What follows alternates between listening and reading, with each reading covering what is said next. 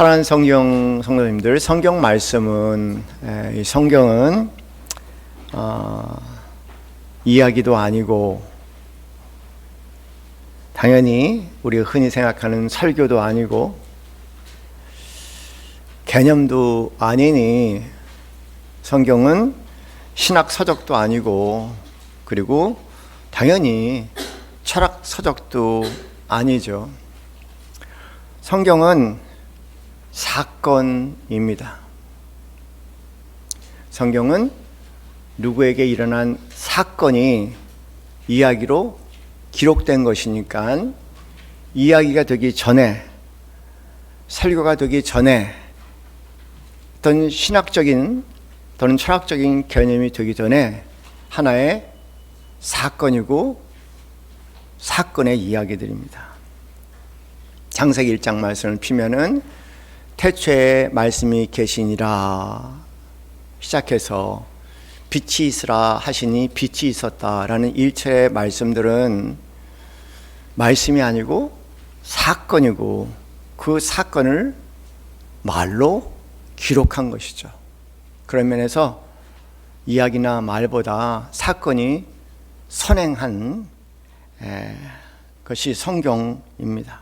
아담과 하와 창조의 사건도 말 그대로 사건이고, 아브라함의 이야기도 아브라함의 이야기 있기 전에 아브라함의 하나님을 만난 사건이고, 이삭이나 야곱이나 요셉도 성경에 기록된 이야기에 담겨져 있는 사건들입니다.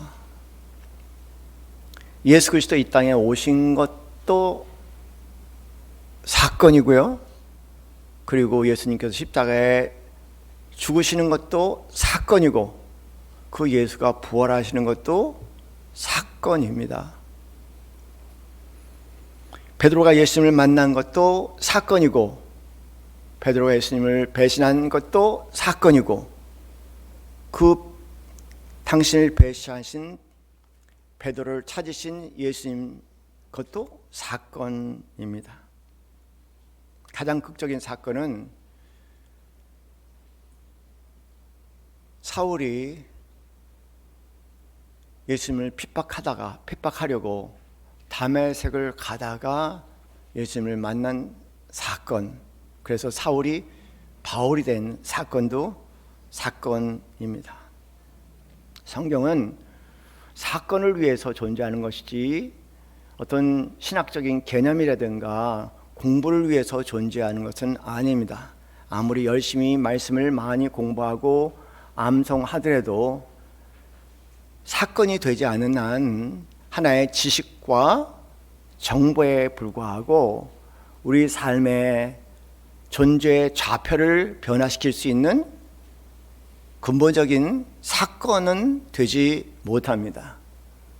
그런 면에서 성경은 사건이라는 것을 기억하고 성경이 나에게 어떤 사건이 되었나를 돌아볼 수 있는 그런 시간이 되었으면 합니다.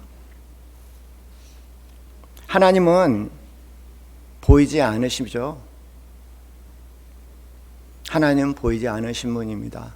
하나님은 우리와 같이 물리적인 육신이 없으십니다.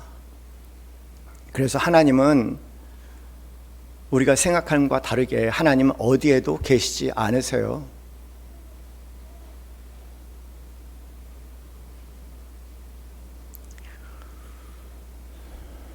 우리는 특정한 공간과 시간 속에 살아갑니다.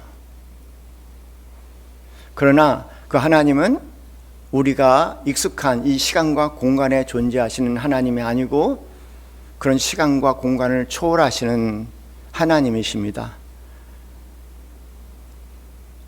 그래서 우리 인간적으로 인간의 경험의 영역에서 이런 시간과 공간 안에서 하나님을 찾는다는 것은 불가합니다.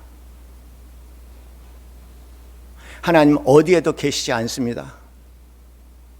우리가 생각하는 시간과 공간 어디에도 하나님은 계시지 않습니다.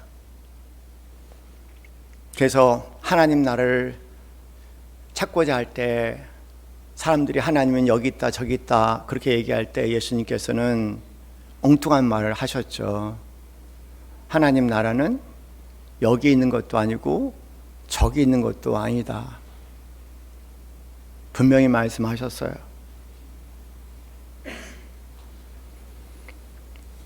이런 우리가 생각하는 시간과 공간 속에 하나님은 계시지 않는다는 얘기입니다. 그럼 하나님은 어디에 계시는가? 하나님은 어디에 계시는가 도대체?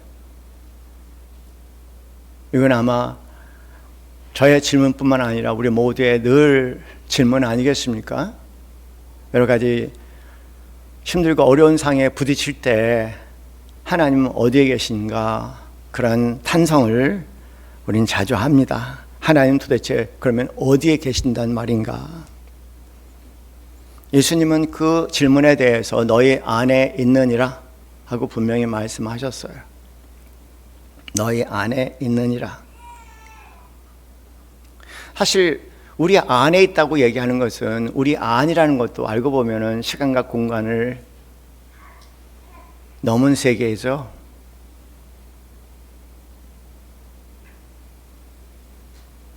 우리 안에 있다는 것은 우리가 생각하는 이런 시간과 공간의 개념으로 도저히 파악해낼 수 없는 그런 것입니다. 그러면 도대체 그게 무슨 뜻인가? 너희 안에 있다는 것이 무엇인가? 하나님이 너희 안에 있다고 얘기하는 것은요, 우리 하나님은 사건을 통해서 당신을 드러내시는 분이십니다. 사건을 통해서 당신을 드러내시는 거예요. 성경에 하나님은 어디 계신지는 모르겠지만 성경의 인물에 어떤 사건들을 통해서 그 사건 속에 그 사건을 경험하는 사람이 오, 하나님이시네 라고 인정할 수밖에 없는, 하나님은 사건을 통해서 당신을 드러내시고 당신을 경험하게 하시고 그리고 우리의 몸과 마음에 각인되시는 분이십니다. 사건 없이는 하나님을 마음에 담아둘 수가 없죠. 한번 우리 자신을 돌아보는 시간이 되었으면 좋겠습니다. 내 삶에 일어난 사건들, 그 사건들을 통해서 아, 하나님이 여기 계시네. 아, 하나님이 내 마음에 있네. 그런 사건들이었을 겁니다.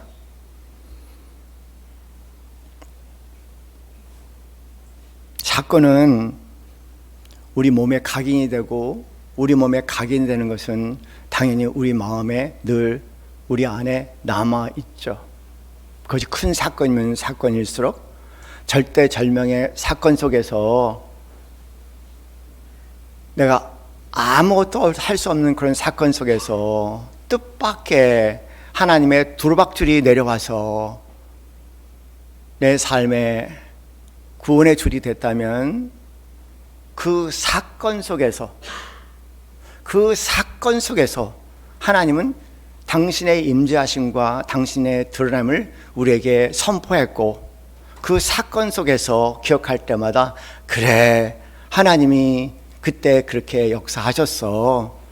아, 그래, 그랬구나. 하나님이 내 마음에 계시는 거죠.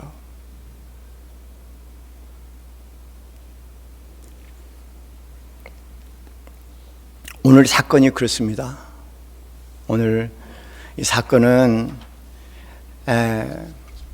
야곱에게 두 번째 사건이에요.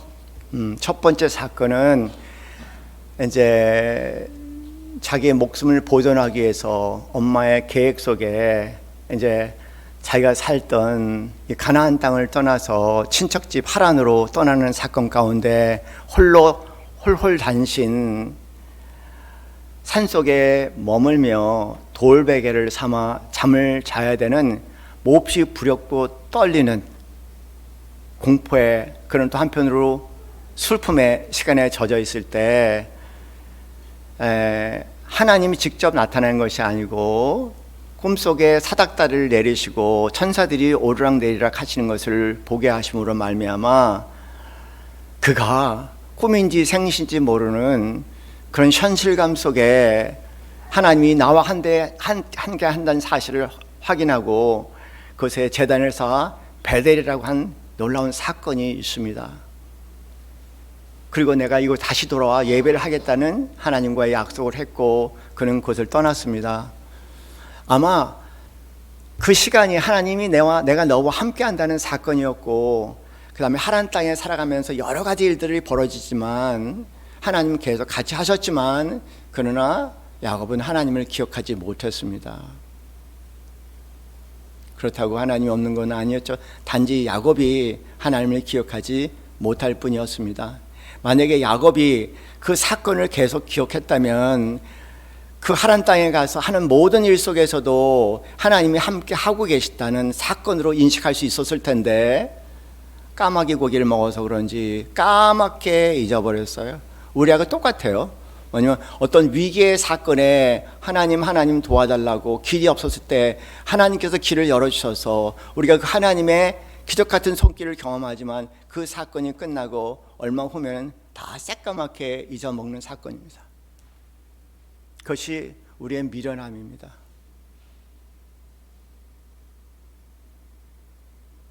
사건을 잊어먹는 것이 우리의 미련함입니다.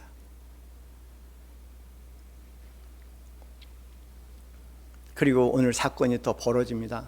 그곳에서 이뤘던 모든 가족, 모든 재산을 다 잃게 되고 자기의 목숨마저 이제는 잃게 될 수밖에 없는 그런 절대절명의 죽음의 위기의 존재 자체의 그 모든 소멸, 모든 것이 헛것으로 돌아갈 수 있는 모든 수고가 끝장날 수밖에 없는 그런 상황에 부딪히면서 야곱이 어쩔 수 없어서 기도했어요. 사실 저는 야곱이 믿음의 사람이라고 생각하지는 않습니다. 하란 땅에서 이미 하나님을 기억에 지어버린 지는 꽤 오래됐어요. 그런데 사람이 참 생뚱맞게 하나님 잘 믿지 않다가 이런 절대적인 위기에 부딪히면은요, 과연 응답을 하실까 안 할까라는 것도 모르는 채 할 수밖에 없어서 기도하는 거죠. 씨름을 할 수밖에 없어요. 뭐 믿음이 좋아서 그런 것도 아니고 하나님을 믿어서 그런 것도 아니고요. 그냥 할 수밖에 없어요. 그것밖에 할 것이 없어요. 아마 여러분 삶도 돌아보면은 그런 순간들이 있었을 거예요. 기댈 데가 없는 거예요. 잡을 데가 없는 거예요. 그렇잖아요. 있었잖아요. 그럴 때 그렇게 하나님 아니면 끝입니다라는 생각에 하나님께 매달려 현재 기도하고 있는 야곱의 모습을 보지. 기도라고 얘기할까 모르겠어요. 뭐 금요 기도회도 아니고 뭐 산상 기도회도 아니고 예배 기도회도 아니고 여러분 아시잖아요. 기도 시간이 아니더라도 기도하지 않으면 안 될 수밖에 없는 그런 상황에 던져진 거예요. 네. 어떤 예식이 아니고 그냥 그럴 수밖에 없는 거예요. 그래서 그렇게 매달려 기도를 하고 있어요. 기도인지 뭔지 기도라고 붙여야 될지 모르겠어요. 그렇게 간절한 마음으로 매달려 하나님께 기도합니다.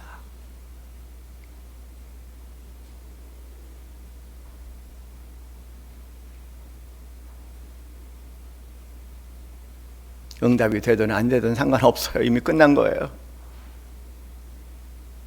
믿줘야 본전이지 뭐. 그 외엔 다른 길이 없으니까.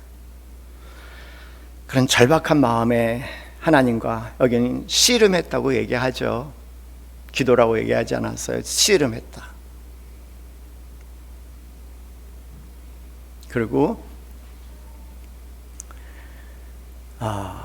얼마나 절박한 마음인지 이제는 내가 가야겠다고 얘기합니다. 그래도 나를 살려주시지 않으면 나는 절대 하나님을 놓을 수가 없습니다. 그 대상이 누구인지는 모르겠지만 그렇게 붙잡고 싸우는 중에 환도뼈라고 얘기해서 엉치뼈를 근육을 치셨어요. 뼈가 아니라 근육입니다. 근육을 치셔서 절름발이가 되게 하셨습니다. 그런데 뜻밖의 그러면서 하시는 분이 네가 나를 이겼다고 얘기하십니다.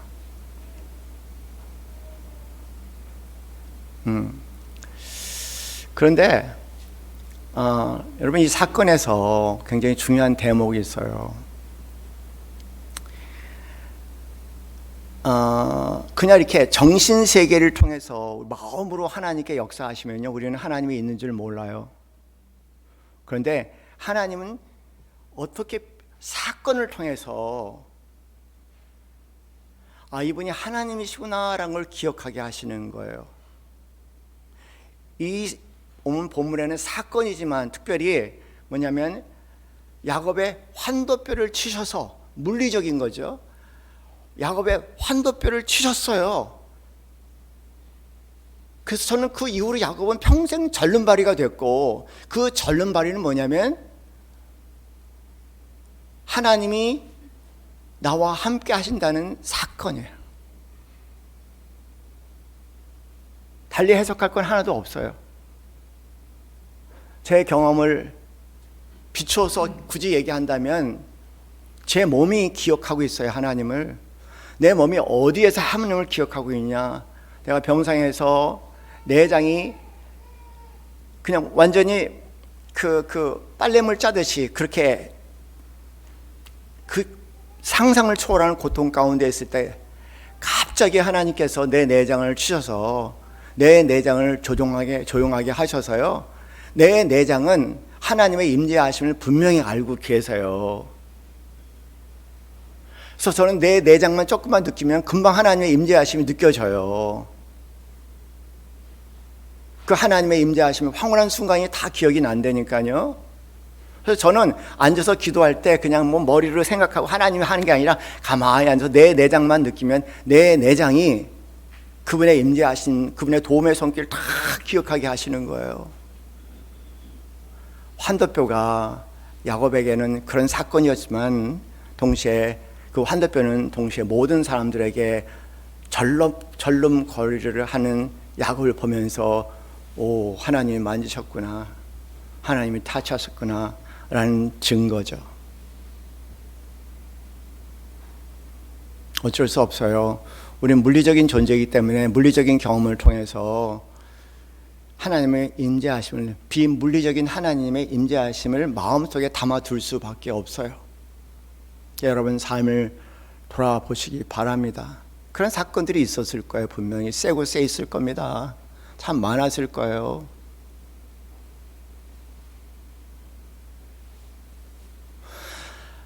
참 무신론적인 유신론자들이 많아요. 무신론적인 기독교인들이 생각보다 굉장히 많은 것 같아요. 어느 분하고 얘기하면서 있을 수 없는 일이 일어난 거예요. 불가능한 사건이 드디어 내 삶의 가능성으로 전환된 겁니다. 감격했어요. 그리고 얼마 후에 만났습니다.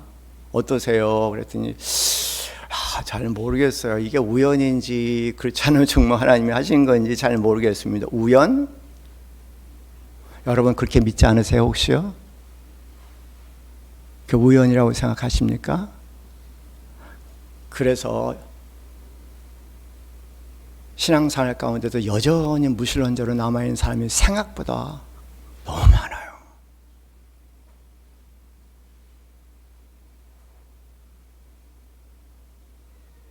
하나님이 하신 사건인 그때는 분명했는데 그 사건이 지나고 난다면은 그래. 무신론자. 우연이지, 우연이겠지. 그렇지 않으면 새까맣게 잊어먹든가.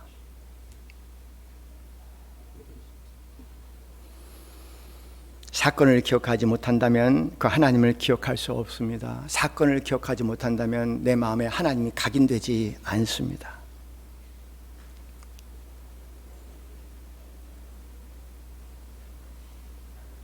성경에 나와 있는 여러 가지 이야기들은요, 아무리 공부를 해도 사건은 안 돼요, 여러분에게. 왜냐하면 성경에 나와 있는 이야기들은 사건 이후입니다. 사건 이후에 이미 일어난 것을 정리하고 이름을 붙이고 나름대로 체계화한 것이 성경이니까 사건은 아니죠. 성경의 궁극적인 목적은 지식 정보를 아는 것이 아니라 이 사건들과 같이 이 사건들의 이야기를 통해서 여러분의 삶의 실제적인 사건이 돼야 됩니다.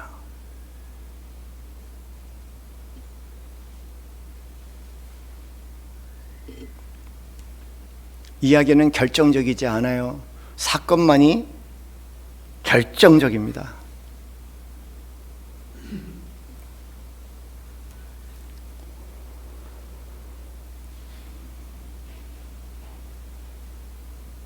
사건을 기억하는 자. 내가 예수님을 만난 사건을 기억하는 자.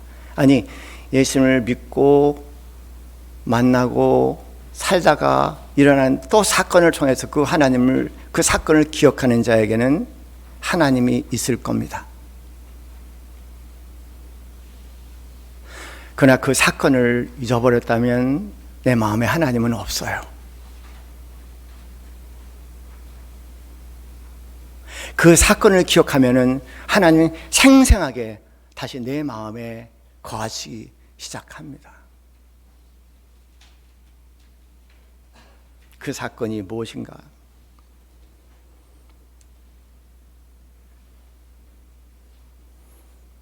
제가 이야기 하나 해드릴게요. 사건에 관련 이야기입니다. 한 소년이 한 소녀를 좋아했대요. 그래서 여러 번 다가가서 좋아함을 표시하지만 그때마다 소녀는 거절을 계속 경험합니다. 다가갔고 거절감 속에 다시 돌아왔고 다가갔고 또 거절감 속에 다시 돌아왔고 라는 사건을 반복하게 된 거죠. 그러던 어느 날 이상한 일이 소년의 마음에 새겨졌어요. 아무도 나를 좋아하는 사람이 없구나. 아무도 나를 사랑하는 사람이 없구나. 단지 생각이 아니고 그 사건들이 마음에 남긴 깊은 자국이었습니다. 그러던 어느 날 또 하나의 사건이 벌어졌어요.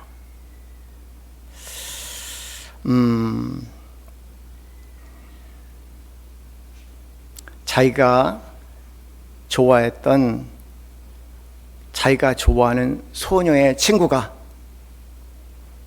어느 날 그 소녀 앞에 다가와서 나는 너를 좋아해 라고 고백합니다.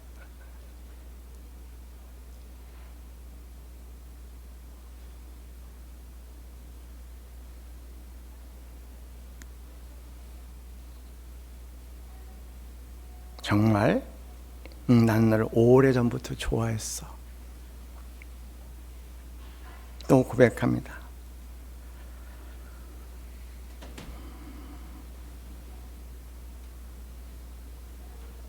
그 소년을 만날 때마다 나는 너를 좋아해. 나는 너를 좋아해.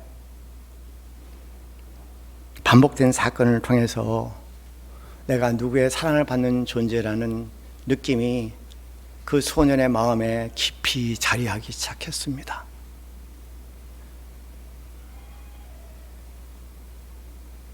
사건은 사람의 좌표를 이동시켜요. 어느 사건을 통해서 아무도 나를 사랑하지 않는다는 느낌 속에 살던 소년이 어느 한 사건을 통해서 이제는 모든 사람들이 나를 좋아하고 사랑하는 것 같아 라는 좌표의 이동이 벌어진 거예요.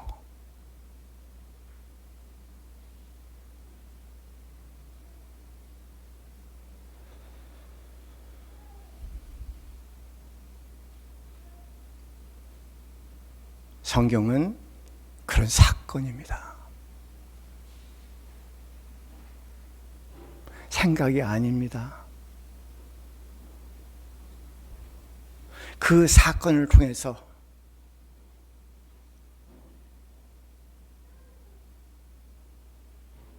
하나님이 여러분을 사랑하신다는 사건입니다. 그분을 계속 만날 때마다 그 사건은 내 마음에 더 깊은 곳에 나는 사랑받는 존재라는 부인할 수 없는 깊은 각인이 되어서 누가 뭐라고 얘기해도 나는 사랑받는 존재라는 것에 일초에 의심이 없게 되겠죠. 나를 방어할 필요도 없고 나를 방어하기 위해서 공격할 필요도 없고 나는 사랑받는 사람이야. 네가 뭐라고 얘기해도. 그리고 그분은 천지를 창조하신 하나님 아버지시라는 것을 늘 기억하는 사건입니다.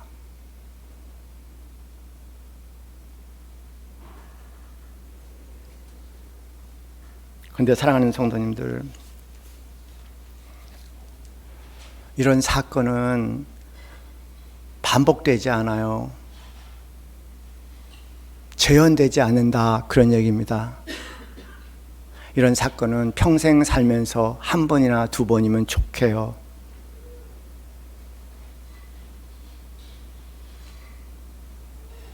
제 삶을 돌아보면 두 번의 사건이 있었습니다. 그러면 제가 족하다는 것을 알았어요. 아, 내가 예수님 만날 때 이유를 알 수 없는 이틀간의 펑펑 울음은 도대체 어디서 온 것일까? 정말 설명을 할 수가 없는 거예요. 뭐 그렇게 울 일이 많았을까? 대학생애가 그렇게 이틀을 꼬박 문을 걸어놓고 울 수 있다니 도대체 뭘까? 사건이죠. 뭔지 모르게 다 설명할 수 없는 구원의 사건을 경험한 거죠. 그리고 병상의 사건 또한 마찬가지입니다. 아침에 우리 용신 형제 어머님, 안창남 어머님이 계세요. 몇 년마다 시집을 내시는데 10월 25년 12월 24일 날 딱 나왔대요. 그러면서 목사님께 제가 그분 시를 좋아한다는 걸 아시고 저한테 제일 첫 번째 전달해 달라고 해서 제가 받았습니다. 여기에 9월의 노래에 이런 대목이 있네요. 눈물이 난다. 9월을 맞고 보니 알 수 없는 이유 그냥 그렇게 눈물을 흘렸다. 어느 날 스쳐 지나가는 옛 추억을 더듬어 보니 흐르는 눈물을 감추지 못해 나도 모르게 내 그리움에 온몸을 떨었다. 저에게 예수님을 만났던 그 옛날 10월 11일은 그랬습니다. 마치 9월의 추억들을 연상시키는 것처럼 그 사건은 내 아직도 온몸의 그리움에 온몸을 떨게 하는 사건이고, 병상에서 만났던 주님은 여전히 내 그리움에 온몸을 떨게 하는 사건입니다. 어떻게 그분을 잊을 수가 있을까요? 어떻게 그분이 내 마음에 있지 않을 수가 있을까요?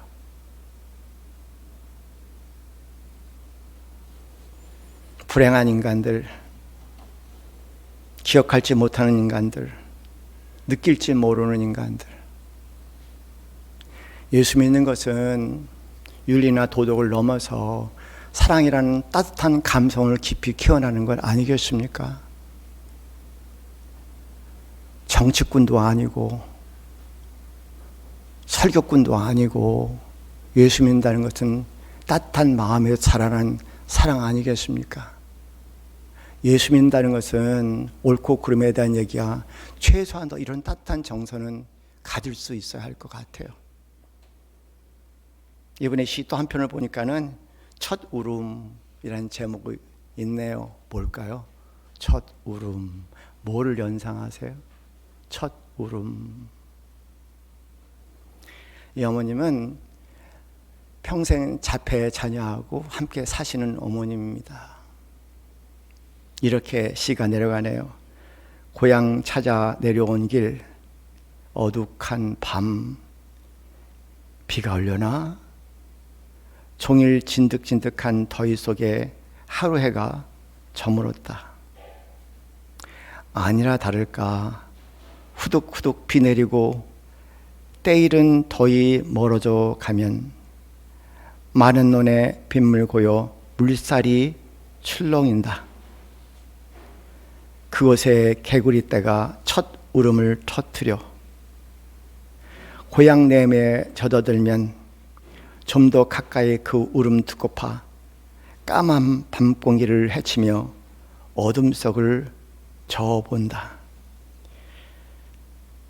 얼마를 더 울어야 그 울음 그치려나. 봄속에 무르익은 이 마음 이대로 봄은 깊어만 가나. 연꽃처럼 널따란 울음 밤내 울었다. 네네 울었다.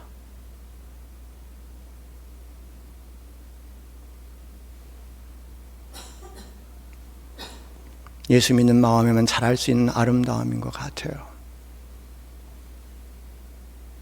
너무 우리 마음이 거칠어요. 너무 싸나워요.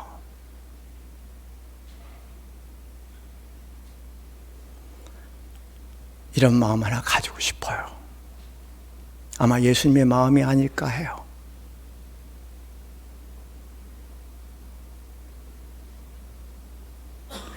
예수님은 쌍꾼을 만들어 본 적이 없잖아요. 논쟁쟁이를 만들어 본 적이 없잖아요. 옳고 그름을 따지는 자들을 만든 적이 없잖아요. 늘 포대기처럼 따뜻하게 다가오는 자를 감싸주신 분 아니겠어요? 그 마음은 이 여인의 마음과 빗댈 수 없는 깊은 따뜻한 마음일 겁니다. 그런 사람, 그분 만난 사건들 아마 여러분 삶에 있으실 거예요.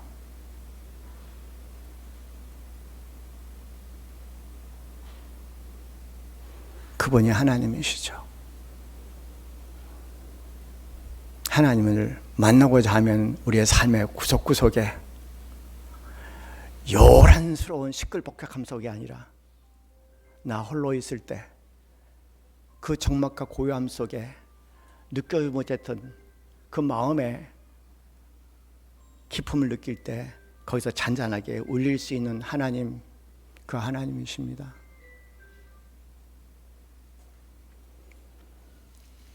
사랑하는 성도님들, 여러분의 삶을 돌아보세요.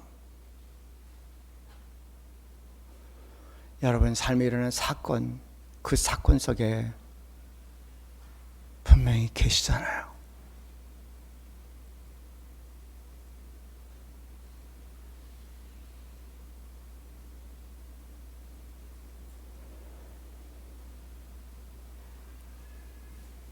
그 사건을 기억하고 그 사건의 감격을 기억하신다면 하나님 없다 말하지 못할 것입니다.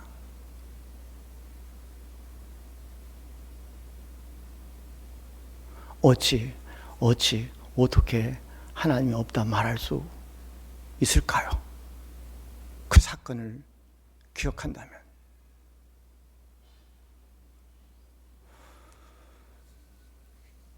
많은 분들이 그래요. 어떤 은사를 받았어요. 아주 황홀한 영적인 경험을 했습니다. 그런 사람들 간증을 들으면서 주위의 사람들이 모이기 시작하고 주위의 사람들은 그에게 더 강력한 간증을 원하는 것 같아요. 그래서 그는 기도합니다. 하나님, 그보다 더 강력한 경험을 주세요. 그보다 더 강력하게 하나님의 임재하심을 경험할 수 있는 사건을 주세요. 그런 사건을, 그런 신앙을 뭐라고 하는지 아세요? 그런 신앙을 중독적 신앙이라고 얘기를 합니다. 한 번 경험했는데 이보다 더 강한 것, 이거보다 더 강한 것, 이거보다 더 센 것, 그것을 중독 신앙이라고 얘기해요. 대한민국엔 중독 신앙자들이 너무 많아서 말 그대로 하나님의 은사를 받은 자에게 더더더가 들어가기 시작하면 거기에 사탄이 역사한다는 사실을 저는 분명히 알고 있어요. 그래서 많은 은사자들이 말할 수 없는 큰 은사를 경험하고 쓰러지고 넘어지는 이유는 중독적 신앙에서 나오는 겁니다. 한 번, 두 번이면 좋게요. 더 많은 것이 아닙니다. 돌아보면 있습니다. 돌아보는 것으로 충분합니다. 여러분, 출애굽 사건이 있잖아요. 단 한 번의 사건이에요. 야곱에게도 단 한 번의 사건이잖아요. 그 사건들이 어떻게 재현이 되겠습니까? 재현이 되는 것은 아니고요. 되돌아볼 수 있는 기준점, 레퍼런스 포인트가 된 거죠. 오, 하나님이 계실까? 그럴 때 그 사건을 생각해 보면은 하나님이 계시네? 하나님이 계실까? 살다 보면은 또 내 자신의 모습을 보고 주위에 일어난 사건을 보고 내 뜻대로 내 생각대로 되지 않는 것을 경험하게 될 때 또 하나님이 계실까? 라는 의아한 마음이 있지만 나한테 레퍼런스 포인트가 있는 거예요. 그 사건을 돌아보면 오, 하나님이 계시지. 그러면 좋게요. 사건은 재현되지 않습니다. 그건 충분해요.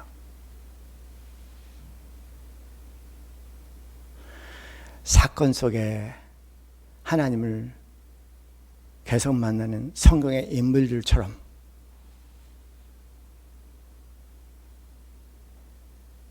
사건을 통해서 하나님을 깊이 경험하시는 우리 사랑하시는 성도님들 되시기를 주님의 이름으로 간절히 축원합니다. 찬송하겠습니다. 주여 지난밤 내 꿈에 배웠으니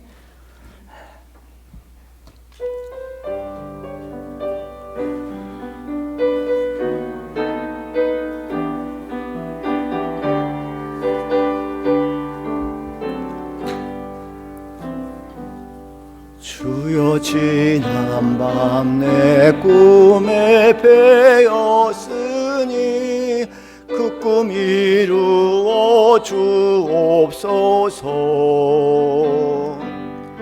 밤과 아침에 계시로 보여주사 항상 은혜를 주옵소서. 나의 놀라운 꿈 정녕 남이 끼는 장차 큰 은혜 받을 편이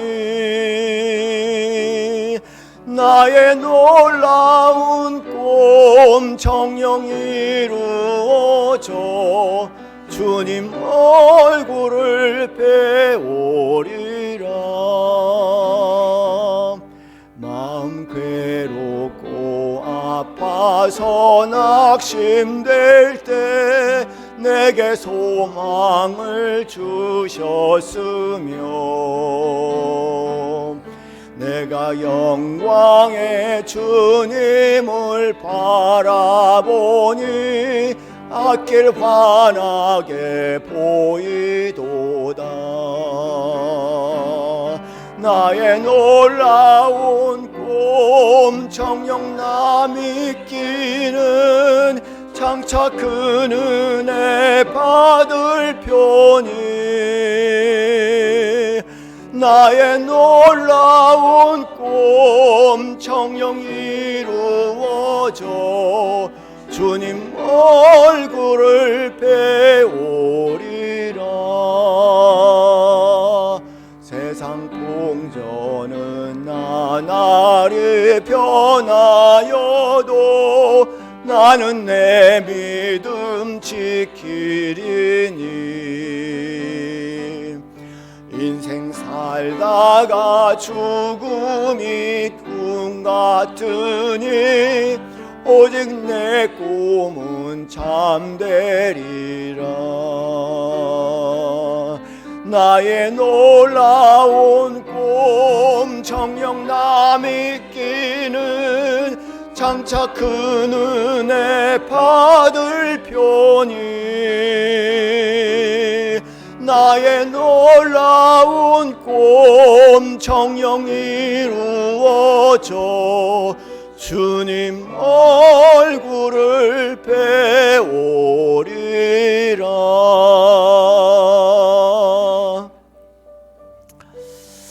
하나님, 우리가 경험한 사건은 말 그대로 꿈 같은 사건입니다. 주님을 배운 꿈 같은 사건입니다. 그래서 꿈 같기도 합니다.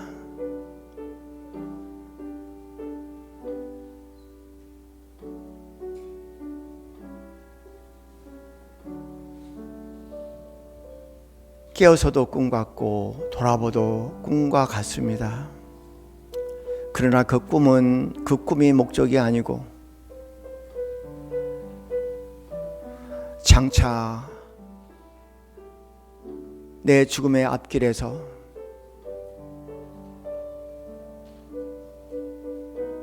만날 큰 꿈의 징표일 뿐입니다.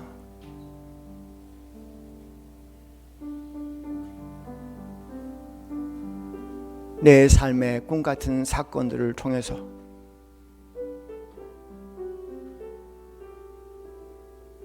우리의 마음에 감동이 지나지게 하시고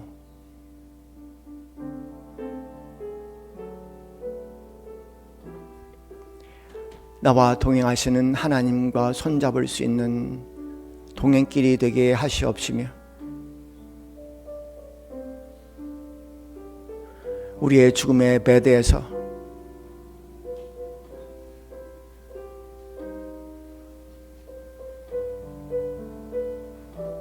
더 큰 꿈으로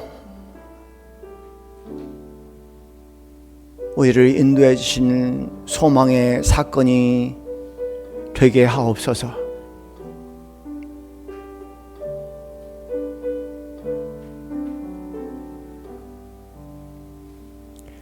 더 많은 더 새로움이 아니고 이미 그 사건으로 충분합니다. 나의 죄를 용서하신 그 사건으로, 나를 구원하신 그 사건으로, 나를 통해준 삶의 사건의 사건 속에서 그것만으로 이미 충분합니다.